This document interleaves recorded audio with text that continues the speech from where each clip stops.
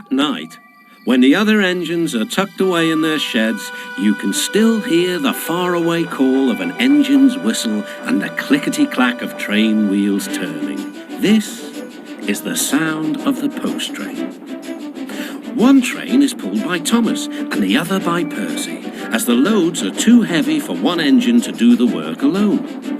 The post is loaded into trucks at both the harbours, and the engines pull their trains through the silent stations, delivering their precious loads. On a clear night, a big shiny moon brightens their journey, but often Thomas and Percy can't even see the stars. But whatever the weather, lamps along the track always light their way. One night, Percy was waiting at the junction. The main line train was late. At last, Henry arrived. "Sorry," he puffed. "The mail boat from the mainland was delayed." "Come on, Percy," said his driver. "Let's make up for lost time." Percy puffed along as quickly as he could, but the sun was already rising as he finished his work. "Never mind," thought Percy. "It's nice to be up and about when it's the start of a new day and there's no one else around." Percy was not alone for long. "Bother," said Percy. "It's that dizzy thing, Harold." "Good morning," whirred Harold. "I always said railways were out of date, but you're so slow with the post, you should give everyone their stamps back. Post haste."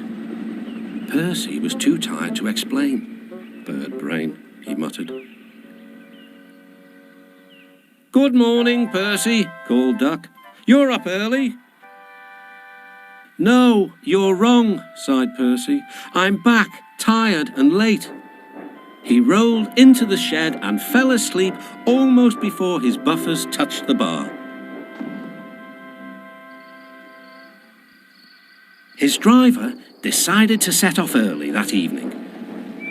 Thomas was waiting at the station. "Thank goodness I've a chance to speak to you. Driver said that the person in charge of the post has complained to the Fat Controller about the delay last night."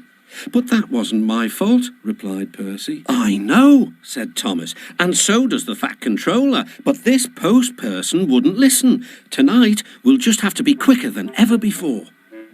The engines were just leaving the station when they heard a familiar buzzing. "I say, you two, there's news flying about." "Where?" puffed Percy.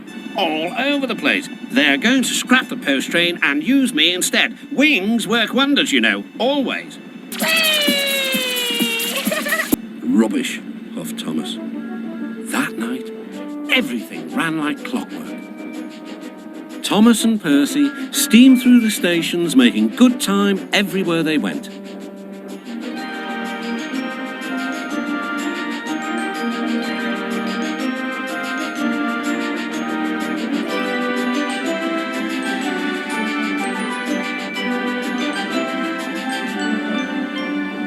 At a station, Thomas noticed a man looking cold and worried. He had missed his train home. "We can give you a ride," said Thomas's driver, "but it will be rather uncomfortable." "Thank you," said the man. "Anything's better than sitting here." The next afternoon, Percy passed the airfield and saw Harold. "Hello, lazy wings. Are you too tired to fly today?" "The wind's too strong. I've been grounded," grumbled Harold. "You need rails," laughed Percy. "They work wonders, you know. Always." That night, the Fat Controller showed the two engines a letter. It was from the man who had missed his train. "He thinks you are both splendid," said the Fat Controller, "and everyone says that the post train is the pride of the line.